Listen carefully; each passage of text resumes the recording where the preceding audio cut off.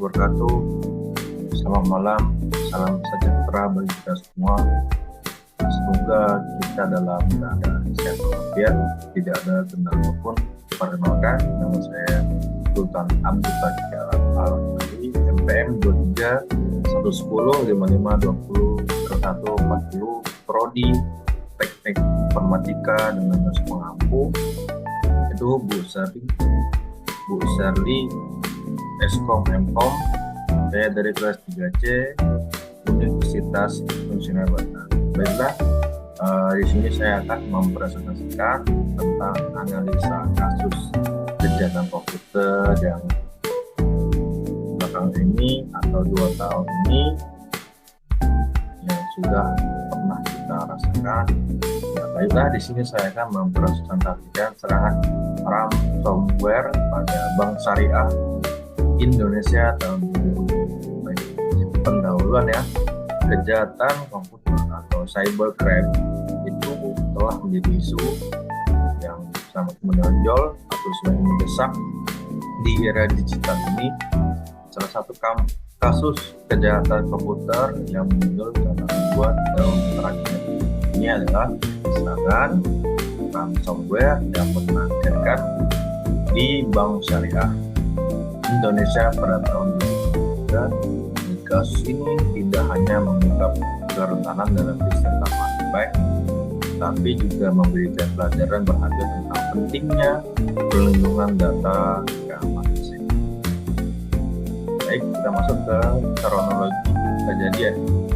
Pada tanggal 12 Maret tahun 2023, Bank Syariah itu Indonesia mengalami serangan ransomware yang signifikan dideteksi pada awal serangan itu pada pukul 10 pagi WIB jika sistem mulai menunjukkan gejalanya seperti lambatnya akses data, munculnya pesan tembusan dari beberapa komputer. Tindakan pertama kita bank segera melakukan isolasi sistem yang terinfeksi untuk mencegah penyebaran.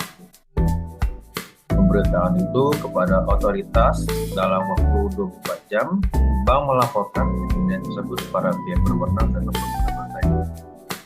Pemulihan sistem tersebut proses berlangsung selama 2 minggu. Jadi pada saat tahun 2023 tanggal 15 Maret itu di Bank Syariah Indonesia kita telah terjadinya ransomware. Jadi pada saat itu keamanan bank itu agak down. Jadi hacker bisa masuk ke sistem NIB tersebut. Jadi kita masuk ke metode yang digunakan pelaku. Nah, di sini metode yang digunakan oleh pelaku atau hacker itu yang pertama phishing.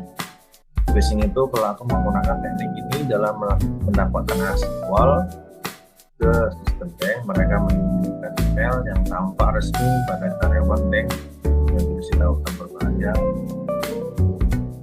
Yang kedua itu malware from software. Setelah mendapatkan akses, pelaku menginstal ransomware yang mengekskripsi data penting dan meminta tebusan dalam bentuk cryptocurrency seperti Bitcoin, Ethereum, itu contohnya dari cryptocurrency. Lalu sistem keamanan yang sangat rentan nih. Pelaku memanfaatkan celah keamanan yang ada dalam sistem informasi bank yang tidak diperbarui dengan patch terbaru. Lalu pada saat zaman sistem telah rentan, hacker atau pelaku memanfaatkan celah tersebut agar bisa masuk ke sistem bank. Dampak terhadap program nih kepada orang-orang yang telah menggunakan bank Syariah Mandiri Indonesia. Yang pertama, kerugian finansial. Bank mengalami kerugian finansial yang signifikan akibat biaya pemulihan yang potensi kehilangan data nasabah.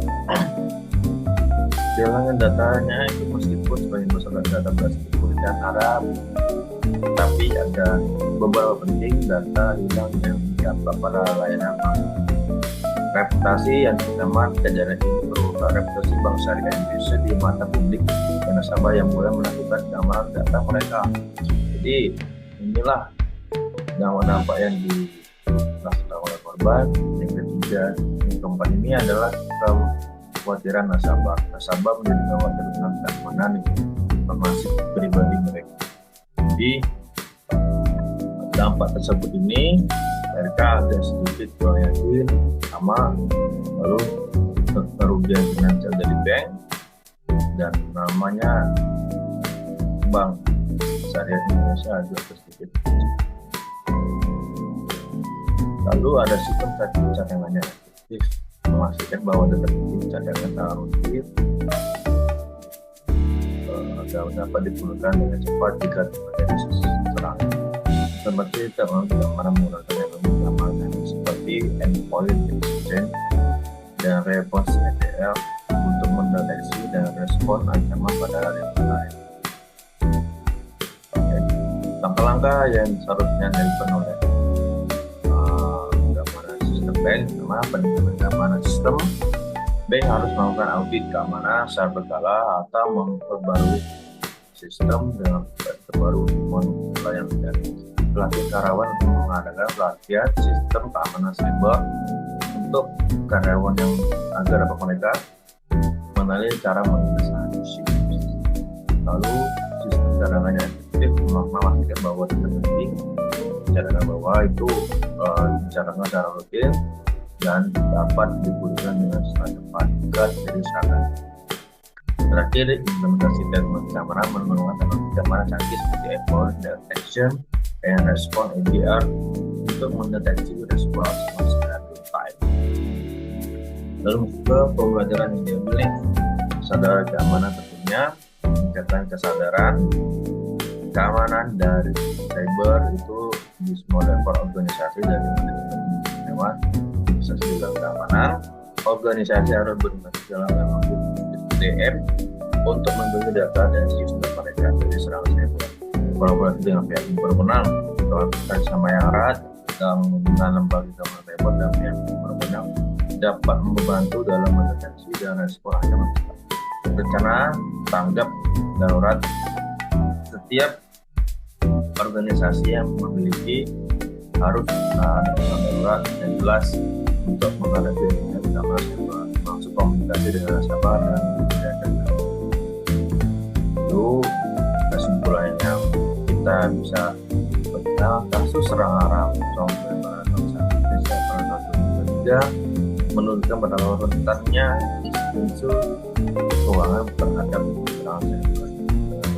Karena kejadian yang digunakan pelaku, dampaknya pada korban, langkah pencegahannya, dan pembelajaran yang diharapkan organisasi lain dapat lebih siap dan menghadapi ancaman serupa di masa depan. Karena cyber ini semuanya bertanggung jawab tim IT tadi bertanggung jawab seluruh organisasi atau seluruh karyawan di bangsa. Baiklah, sekian dari saya. Bila ada kata yang salam buat bangsa, ya, kemudian assalamualaikum.